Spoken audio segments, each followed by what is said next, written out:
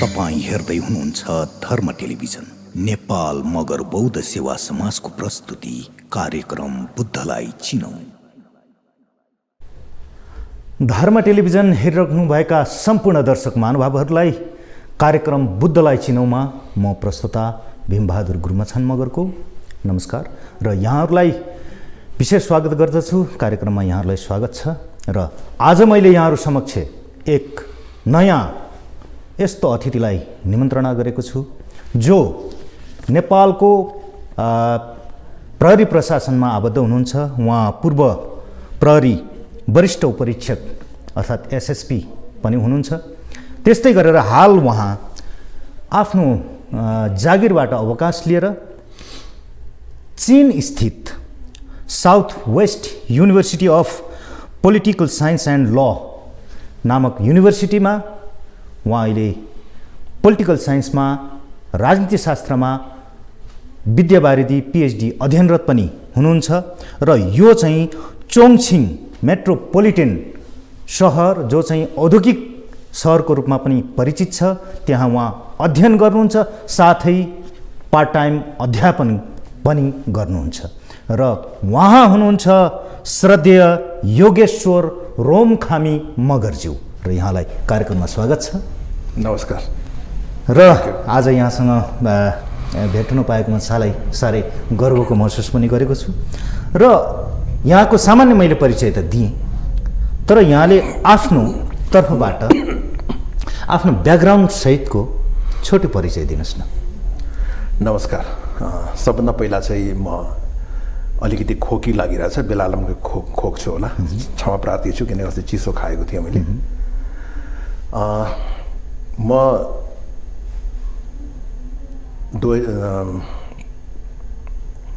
नेपाल प्रहरी फोर्समा 30 वर्ष सेवा अवधि पुरा गरेपछि अस्ति 2073 सालमा अवकाश प्राप्त गरेँ। किनकि नेपाल प्रहरीमा 30 वर्ष सेवाभन्दा बढी छैन। पहिला चाहिँ उमेरको हदले सम्म रिटायर हुने प्रचलन थियो, पछि विभिन्न कारणले गर्दाखेरि 30 वर्ष सेवा अवधि तोकियो र म 21 वर्षको उमेरमा मैले नेपाल प्रहरी जोइन गरेको थिएँ र 51 वर्षको उमेर हुँदाखेरि अलि छिटो नै अवकाशमा जानु पर्यो मलाई। र मेरो वतन दाङको लोहारपानी तिमिले गाउँ हो र मेरो बाजे त्यहाँ चाहिँ बहुतै प्रभावशाली मुख्य हुनुहुन्थ्यो। हामी 3 पुस्ता, मेरो बाजेदेखि माथि बाजेको 3 बाजेसम्म दरबारबाट लाल मोहर प्राप्त मुखिया र कस्तो मुखिया भने अत्यन्तै प्रभावशाली मुखिया जसको टाढो टाढोसम्म प्रभाव थियो।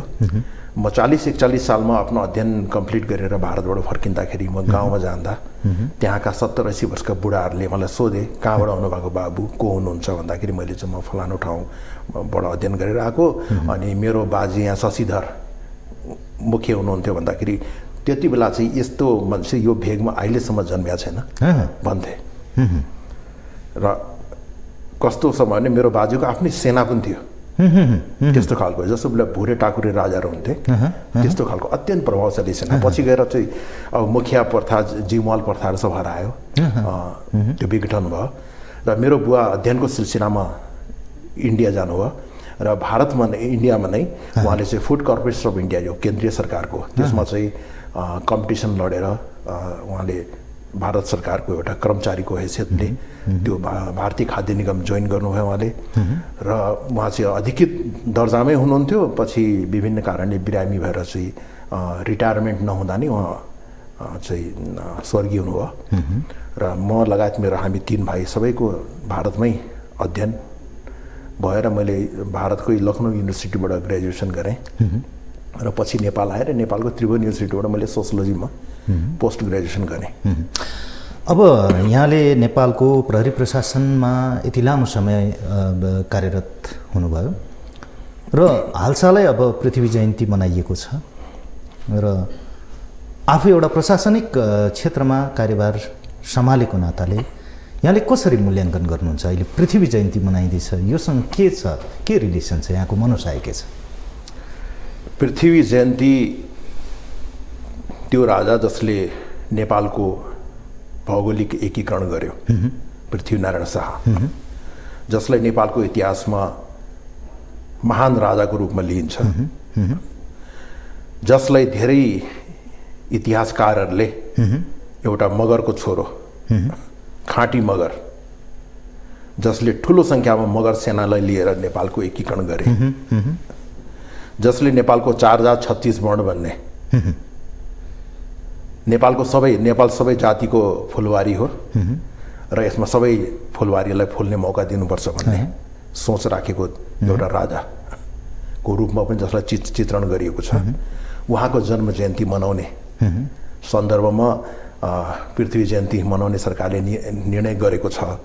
तर यो हाम्रो विभिन्न कारणले पछाडि आएर चाहिँ पछाडिका हिस्टोरियन्सहरूले जुन प्रकारले इतिहासलाई बङ्ग्याउने, काल्पनिक रूपले प्रस्तुत गर्ने जुन कामहरू गरे, जुन प्रकारले यहाँ चाहिँ यो नेपालको जुन एउटा रङ्गीचङ्गी एउटा बहुधार्मिक बहुजातीय यहाँको जुन विभिन्नता छ, त्यो विभिन्नतालाई उसले चाहिँ स्वीकार नगरेर यसमा एकात्मक सोच राख्ने जुन एउटा परिपाटी ल्याउने प्रयास गरे, जबरजस्ती जुन लाद्ने प्रयास गरे, त्यसको परिणामस्वरूप यस जन्म जयन्तीलाई अहिले विवादको रूपमा एउटा विवादास्पद बनाइदिएको छ। यो यस्तो नहुनुपर्ने हो। अहिले त्यही मगर समुदाय जसले हाम्रै एउटा जातिको राजाले नेपाल एकीकरण गरे भनेर गर्व गर्नुपर्नेमा त्यही ठुलो मगर समुदायले नै पनि पृथ्वी जयन्तीलाई हामी मान्दैनौँ भनेर अस्ति भर्खरै मगर सङ्घको अध्यक्षले पनि हाम्रो राज्य मेटाउने यस्तो राजाको जन्म जयन्ती हामी मान्दैनौँ भनेर अस्ति कमेन्ट गर्नुभयो एउटा। त यो मलाई बडा दुःखद लाग्छ यो। त यसको कारण के छ भने तत्कालीन बेलामा पृथ्वीनारायण शाह कस्तो राजा थिए कि वास्तवमा उहाँ तानाशाह थिए त? तानाशाह थिए कि उहाँ चाहिँ एउटा संवैधानिक राजा जस्ता थिए? उहाँलाई जुन प्रकारले प्रस्तुत गरेका छ यो इतिहासकारहरूले के वास्तवमा त्यस्तै थिए कि उहाँले सबै जातिलाई समेटेर अगाडि बढ्ने एउटा महान एउटा प्रजातान्त्रिक तरिकाका राजा थिए भन्ने कुराको विषयमा पुनः हामीले सही तरिकाको एउटा इतिहास अनुसन्धान खोज गरेर अगाडि ल्याउन जरुरत छ। वास्तवमा यहाँलाई के लाग्छ मगरको ऐतिहासिक गौरवको बारेमा यहाँको के बुझाइ छ? Magars are the builders of nation. मगरले यो देश बनाएको। मगरको इतिहास बिना नेपालको इतिहास लेखिन सकिँदैन। धेरै महान राजाहरू थिए मगरका। पृथ्वीनारायण शाह भन्दा अघिका मुकुन्द सेन, मणिमुकुन्द सेन पाल्पाका राजा मगर राजा भन्ने धेरै इतिहासकारले भनेका छन्।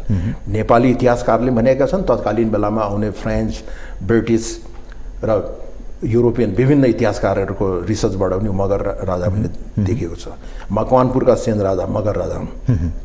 त्यसकारणले मगरले यो देशको इतिहास लेख्ने र बनाउने क्रममा बहुत ठुलो योगदान छ। मगर जातिको ठुलो योगदान छ। मगरले ठुलो सङ्ख्यामा पार्टिसिपेट गरेको कारणले नेपालको एकीकरण सम्भव भयो।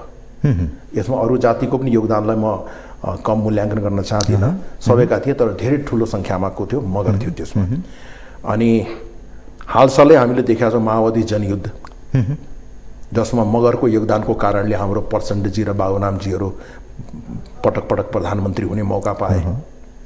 त मगर जाति जहिले जागेको छ, जहिले एकत्रित भएको छ, उसले नेपालको इतिहासलाई एउटा नयाँ डाइरेक्सनमा लग्न सक्छ र सक्षम छ भन्ने कुरा चाहिँ देखाएर छाडेको छ। त्यसकारणले मगर जाति मगर समुदायको एउटा ड्रेगन हो। जसरी युरोपियन नेपोलियनले China is a sleeping dragon र यसलाई जगाउनु हुन भन्थे। त्यस्तै गरी यहाँ धेरै जसोको बुझाइ छ लाग्छ मलाई कि मगर जाति पनि एउटा ड्रेगन जस्तै हो, सुतेको ड्रेगन, यसलाई जगाउनु हुँदैन भन्ने खालको। तर नेपाल मगर जाति जाग्नुपर्छ। किन जाग्नुपर्छ भन्दाखेरि नेपाललाई बचाउनको लागि, नेपालको विकासको लागि र नेपालमा न्यायपूर्ण सुशासन स्थापित गर्नका लागि मगर जाति जाग्न जरुरी छ। मगरहरूको छोपिएको गौरवलाई मगरले पहिचान गर्नु पनि जरुरत छ। अवश्य। अब यस हाम्रो कार्यक्रमको नाम नै स्वयंमा बुद्धलाई चिनौँ रहेको छ। हरेकले बुद्धलाई चिन्ने आफ्नो तरिका होला, बुझाइ होला। यहाँले कसरी बुझ्नुहुन्छ? मगरलाई क्षमा पाऊँ, बुद्धलाई आधुनिक इतिहास लेख्ने क्रममा युरोपियन इतिहासकारहरूको वर्चस्व रहेको कारणले गर्दाखेरि उसले आफ्नो जेसस क्राइस्टलाई लाइट अफ द वर्ल्ड भने, बुद्धलाई चाहिँ लाइट अफ द एसिया भने। म भन्छु Buddha is the light of world. संसारको धेरै मुलुकमा बुद्धलाई सम्मान गरिन्छ। मैले धेरै युरोपियनहरू, अमेरिकनहरू, क्यानेडियनहरू भेटेको छु जसले मलाई बुद्धको बारेमा अध्ययन गरिसकेपछि Buddhism is the best religion of the world भन्थे। किन भन्दाखेरि बुद्धिज्ममा अहिंसा छ, भातृत्व छ, प्रेम छ, न्याय छ। र हामीलाई के गर्व गर्नुपर्छ भने नेपाल चिनिनका लागि नेपालको नेपाली भाषा भन्दा पनि नेपाल भन्दा पनि बुद्धको देश भनेर बढी चिनिन्छ। युरोपमा हामीलाई नेपाल कहाँ छ, कहाँबाट आएको भनेर सोध्थे हामीलाई युनाइटेड नेसन्सको मिसनमा जाँदाखेरि। I am from the country of Lord Buddha भन्थे। I am from the country of Mount Everest भन्थ्यो। त्यस कारणले बुद्ध नेपालमा जन्मेको बारेमा हामीलाई गर्व छ, गर्व हुनुपर्छ। र जुन ठाउँमा बुद्ध जन्मेर जुन ठाउँमा बुद्धिज्मको ले चाहिँ एउटा ओरिजिन हुने मौका पाए, आज त्यही ठाउँमा बुद्धिज्म एकदमै कमजोर अवस्थामा छ। यो नहुनुपर्ने हो। बरु अरू धेरै मुलुकमा यो भेगबाट चाहिँ बुद्धिज्म गए। साउथ इस्ट एसियाबाट जापान हुँदै पश्चिम एसिया, मध्य एसिया, चीन, तिब्बतसम्म पुगे। अरू ठाउँमा बुद्धिज्म अहिले पनि छ। यो ठाउँमा पुनः बुद्धिज्म, बुद्धको एउटा सोच, बुद्धको दर्शन र त्यो दर्शनबाट लाभ लिनका लागि, त्योबाट लाभान्वित हुनका लागि त्यो आफ्नो त्यो विरासतलाई सम्मान गर्न र गर्व गर्न जरुरी छ। आफू लामो समयसम्म प्रहरी प्रशासनमा रहिरहँदा यहाँले नेपालका समग्र मगरहरूको अवस्थालाई कसरी मूल्याङ्कन गर्नुभयो? कस्तो देख्नुभयो? मैले के देखेँ भने मगरहरू धेरै जसो एकदम दुर्गम जिल्लाहरूमा र दुर्गम जिल्लाको पनि एकदम दुर्गम ठाउँमा बस्ने गरेको, एजुकेसनको हिसाबले पनि पछाडि परेको। किनकि किन एजुकेसनको हिसाबले पछाडि पऱ्यो भन्दाखेरि सरकारले त्यो सबै ठाउँमा स्कुलहरू नखोलेको कारणले। अहिले भर्खर त सबै ठाउँमा सडकहरू पुगे नि। सडक नपुगेको ठाउँमा कसरी सभ्यता पुग्छ त्यहाँ? उनीहरूलाई आफ्नो खाना लाउने नै पुगिरहेको हुँदैन। अनि राजनीतिक रूपले पनि त्यति सचेत र सजग मैले देखेन मेरो सुरुवाती दिनहरूमा। तर पछिको चरणमा मैले के देखेँ भने मगरहरूमा पनि राजनीतिक चेतना जागृत हुँदैछ बिस्तारै। तर जुन रूपमा हुनुपर्ने हो त्यो रूपमा अझै भइसकेको छैन। मगरहरू राजनीतिक रूपमा विभाजित छन् र जुन राजनीतिक पार्टीमा लागेको छ त्यहाँ इमान्दारीका साथमा, किनकि मगर एउटा इमान्दार र सोझो जाति हो, र जुन पार्टीमा लागेको छ त्यो पार्टी बाहेक उसले अरू तरिकाले विचार गर्दैन। काङ्ग्रेसमा लागेको छ पुरा काङ्ग्रेस छ। माओवादी पार्टीमा लागेको मगरहरू माओवादी पहिला छन्, मगर पछि छन्। एमालेमा लागेका मगरहरू एमाले छन्। त मगर जाति अलिकति राजनीतिक रूपले सचेत हुन जरुरी छ, किनकि यो मुलुकमा वर्गीय मात्रै होइन, यहाँ जाति समस्याहरू पनि छन्। त त्यो जाति समस्याहरू समाधान हुनको लागि सबै जाति सचेत हुन, सजग हुन जरुरी छ। अब हाम्रो छोटो कमर्सियल ब्रेकको टाइम भएको छ। हजुर, हामी कमर्सियल ब्रेकमा छौँ। दर्शकवृन्दहरू कतै नजानु होला, हामी पुनः आउने नै छौँ।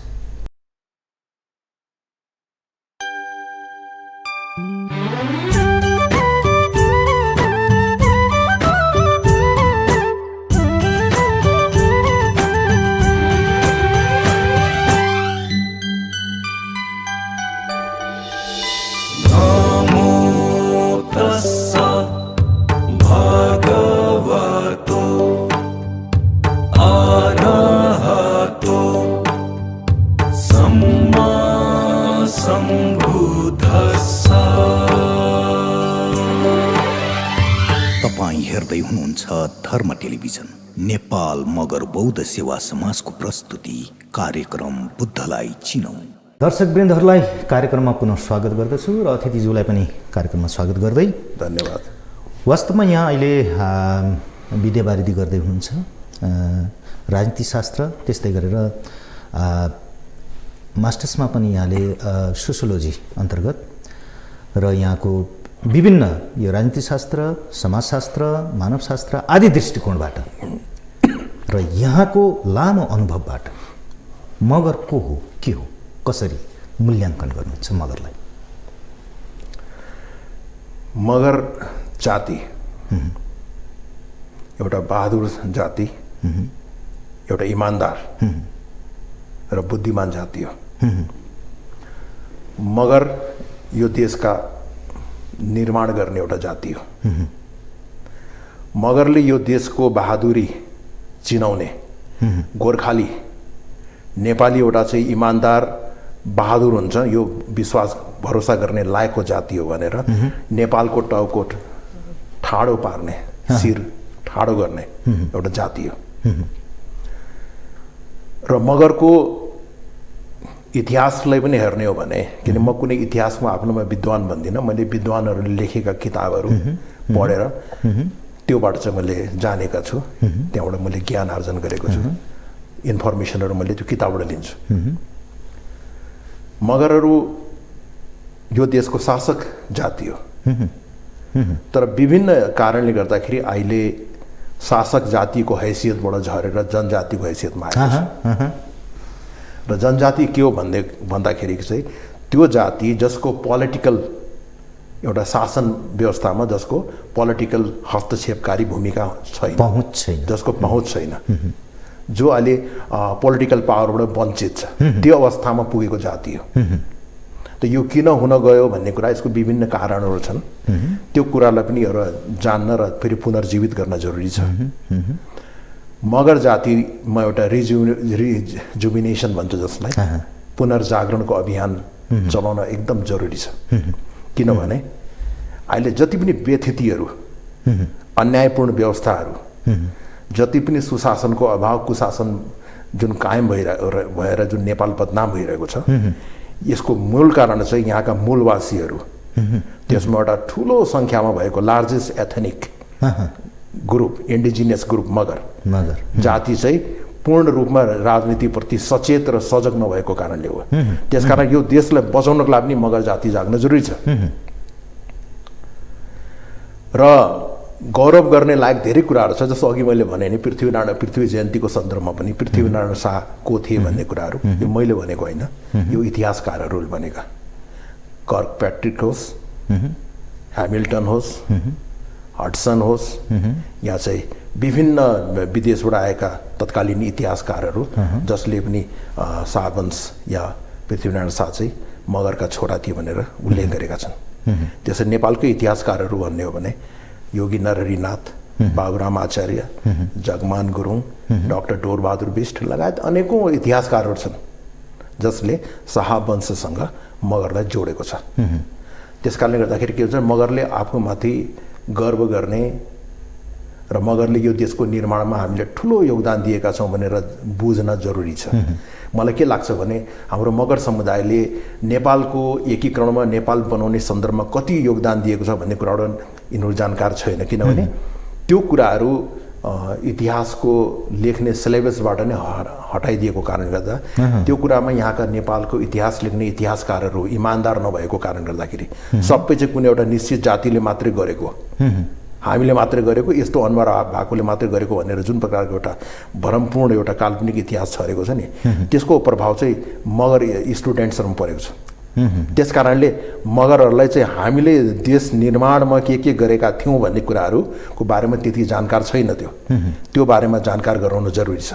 त्यो जानकार भएपछि उसलाई आफ्नो गर्वको फिलिङ हुन्छ, उसलाई गौरवको आभास हुन्छ र गौरवको आभास भएपछि यो देश हामीले निर्माण गरेको, त्यसकारण यो देश निर्माण गरेको कारणले गर्दाखेरि हामी यो देश बनाउने कुरामा हामी जिम्मेवार छौँ र त्यसकारण हाम्रो यो देशप्रति के अधिकार पनि छ, हाम्रो अधिकार खै भनेर त्यो खोज्ने र त्यसलाई एकदम सशक्त तरिकाले, एसर्टिभ तरिकाले, जुन आक्रामक तरिकाले आउन जरुरी छ।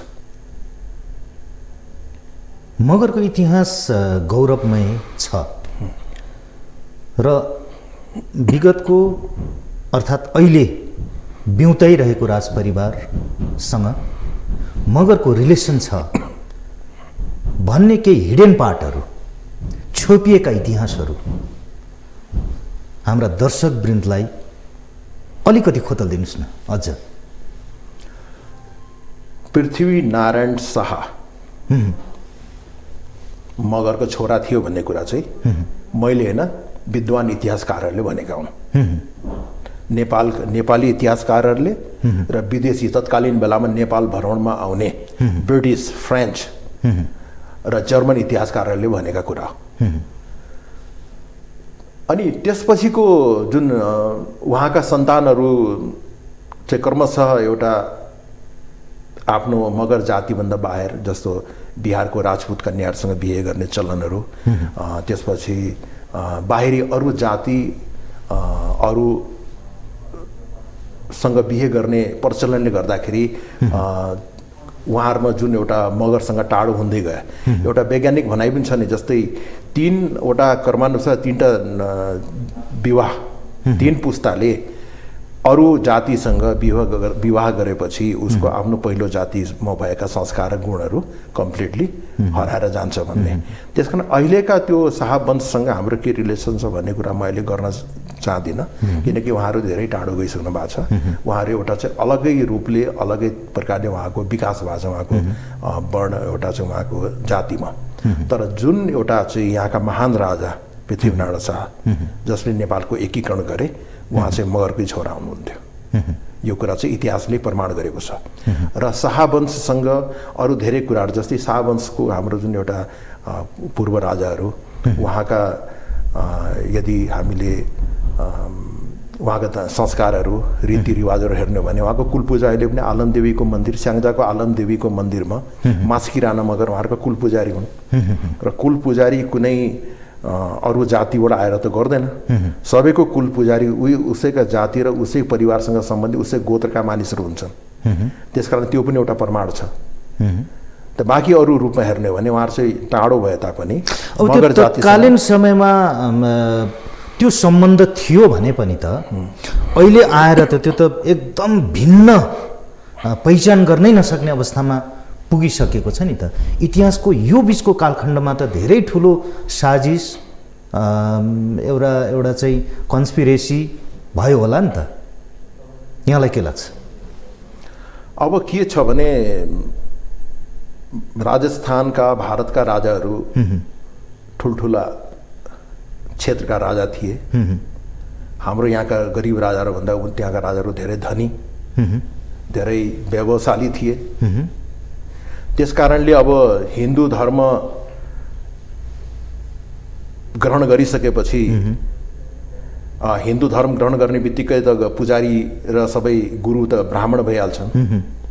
अब उहाँका ब्राह्मण गुरुहरूले शाहवंशलाई राजस्थानको राजपूत राजाहरूको सँग चाहिँ जोड्ने प्रयासहरू गरे। काल्पनिक पुर्खौली रिलेसन्सहरू तयार गरियो।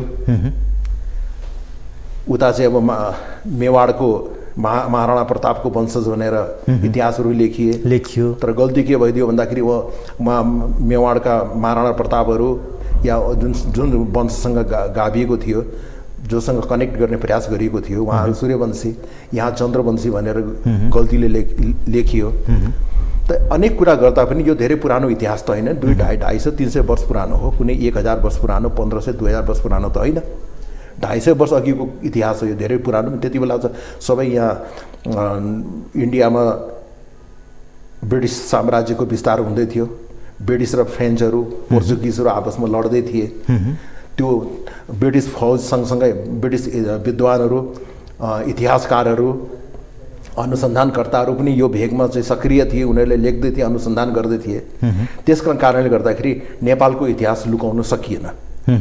र अहिले आएर जब राजतन्त्र नै विघटन भइसक्यो र गर्दा गर्दा देश हिन्दू धर्म मान्ने देशबाट धर्मनिरपेक्ष जुन भइसक्यो, धर्मनिरपेक्ष भइसकेर जुन अहिले चाहिँ अब उहाँहरूलाई सायद भइसक्यो, अब यहाँका एउटा ठुलो सङ्ख्यामा रहेको मगर जातिलाई नै हामीले फेरि पुनर्जागरण गराएर हाम्रो सावनसँग कनेक्टेड हो, यो कनेक्ट जाति हो, त्यस कारण तपाईँहरूले पनि राजालाई मान्नुपर्छ भन्ने जुन एउटा अभियान सुरु गरेका छन्। यसमा अहिले यही ब्राह्मण सामाजिक अभियन्ताहरू, ब्राह्मण विद्वानहरू, ब्राह्मण इतिहासकारहरू नै अहिले सक्रिय छन्। हामी मगरले भन्नुभन्दा उहाँहरूले नै बार बार यो सबै कुरा लेखेर बोलेर प्रचार प्रसार गर्दैछन् कि शाहवंशसँग मगरको एउटा चाहिँ कुल जोडिएको छ, एउटा नातागत सम्बन्ध छ। शाहवंश मगरबाटै आएर डेभलप भएको एउटा जाति हो भन्ने कुराहरूले आफै विकास गर्दैछन्। उहाँहरूले नै लिएर आउँदैछ आलमदेवीको मन्दिरमा शाहवंशको कुल पुजारी मगर पुजारी हो भन्ने। फेरि पनि हाम्रो कमर्सियल ब्रेकको टाइम भएको छ। दर्शकवृन्दहरू कतै नजानु होला, हामी पुनः आउने नै छौँ।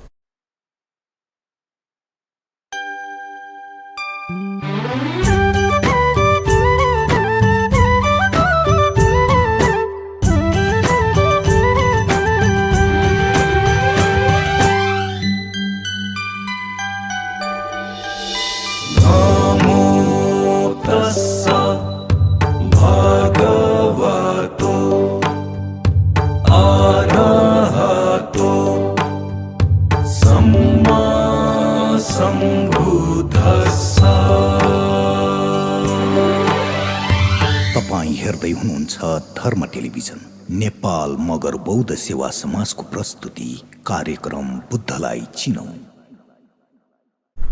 दर्शकवृन्दहरूलाई कार्यक्रममा पुनः स्वागत गर्दछु र अतिथिज्यूलाई पनि कार्यक्रममा पुनः स्वागत गर्दै अघिको हाम्रो प्रसङ्ग अनुसार वास्तवमा हुन पनि हो, हाम्रो इतिहास कालमा मगरहरूको जुन सम्बन्ध थियो पृथ्वीनारायण शाह अथवा त्योभन्दा पूर्वका कुराहरू साँच्चै हो। एउटा खाल्डो पुर्नलाई अर्को खाल्डो खन्नुपर्छ भने जस्तै यो इतिहासलाई नामित पार्न अर्को इतिहास सुरु गरेको त्यस्ता धेरै प्रमाणहरू अहिले पनि त पाइन सक्छ। जस्तो उदाहरणको लागि धार्मिक क्षेत्रमा पनि त्यो भएको छ। विभिन्न ठाउँमा मगरहरू पुजारी छन्, तर मगरहरूलाई, किनभने हिन्दू वर्णाश्रम धर्ममा त मगर पुजारी हुँदैन, त्यहाँ त ब्राह्मण नै पुजारी हुन्छ, पुरोहित नै पुजारी हुन्छ। तर मगर पुजारी कसरी भयो त इतिहासमा, यो पनि एउटा सोचनीय कुरा छ।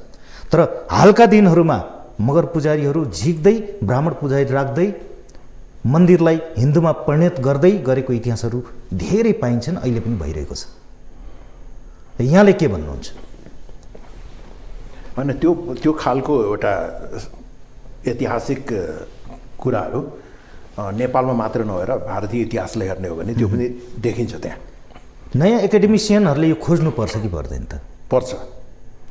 अहिले भारतको इतिहासमा पनि जुन प्रकारले बुद्धिस्टसँग सम्बन्धित बुद्धिज्मसँग सम्बन्धित मन्दिरहरू, गुम्बाहरूको जुन प्रकारले एउटा हिन्दूकरण भयो, त्यो विषयमा अनुसन्धान गर्दैछन् त्यहाँका केही विद्वानहरूले र त्यसमा धेरै किताबहरू आइसके। जस्तै वैदिक युगका घालमेल भन्ने राजेन्द्र प्रसाद पटेलले लेखेको किताब अहिले मैले पढ्दैछु। त त्यस्तो कुरा समस्या नेपालमा पनि धेरै छ। जस्तै नेपालका धेरै मन्दिरहरू जहाँ मगर पुजारी अहिले पनि छन् र पहिला थिए तर अहिले छैन। जस्तै फेवातालको बाराही मन्दिर, त्यहाँ मगर पुजारी थिए, अहिले मगर पुजारी छैन। त्यस्तै गरेर जुन एउटा चितवन भरतपुरको त्यो एउटा माथि भनाइबाट चढेर जाने एउटा मन्दिर छ, त्यो मन्दिरमा पनि पहिला चाहिँ भुइँचालो आउनुभन्दा पहिला 90 सालको भुइँचालोभन्दा पहिला त्यहाँ मगर पुजारी थिए अरे, तर अहिले त्यहाँ मगर पुजारी छैन। त्यो प्रकारको समस्याहरू छ यहाँ। त्यो किन गरिए भन्ने कुरा त्यो गर्न नहुने हो, किनकि त्यस्ता कुराहरूले जातीय सद्भावहरू बिथोल्ने काम गर्छ। त्यस कारणले त्यसमा सबभन्दा ठुलो कुरा भनेको मगर आफै जागरुक हुन जरुरी छ। जरुरी छ। आफ्नो विरासतको रक्षा गर्नका लागि मगर आफै अगाडि आउनुपर्छ। आफ्नो इतिहास लेख्नका लागि मगर आफै आउनुपर्छ अगाडि। अरूले मगरको इतिहास लेख्दिन्न।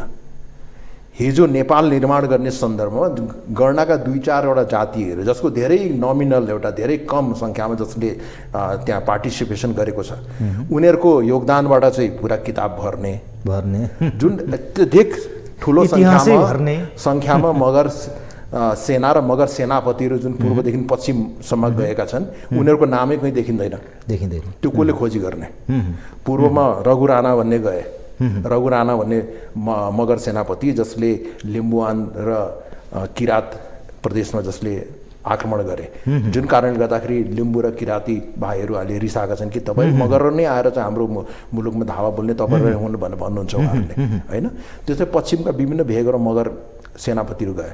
जस्तै देबु राणा मगर, म दाङको हो, दाङ उपत्यका जित्ने त देबु राणा मगर हो नि, बहादुर शाहका सेनापति जसको सन्तान अहिले पूर्व नेपालका डिआइजी केबी राणा मगर हुनुहुन्थ्यो। उहाँ त्यही देबु राणा मगरका सन्तान हुन्। दाङ उपत्यका विजय गर्ने व्यक्ति हो उहाँ। त्यो दङ्गालीलाई कहाँ थाहा छ त्यो होइन? म त किनकि इतिहासमा एउटा इन्ट्रेस्ट राख्ने स्टुडेन्ट भएको कारणले मैले पत्ता लगाएँ। त त्यस्ता कुराहरू कसले खोजेर अगाडि ल्याउने भन्दाखेरि त्यसमा मगर समाज आफै जागरुक हुनुपर्छ। त्यसले खोजेर ल्याउनुपर्छ अगाडि। हजुर एक एकाडेमिसियन पनि हुनुहुन्छ, अध्ययनशील व्यक्तित्व हुनुहुन्छ। अब यो मगरको इतिहासलाई कसरी अध्ययन गर्ने अलिकति नयाँ पुस्ताहरूलाई पनि केही बताइदिनुहोस् न। इतिहास भन्ने कुरा अत्यन्त इम्पोर्टेन्ट सब्जेक्ट हो।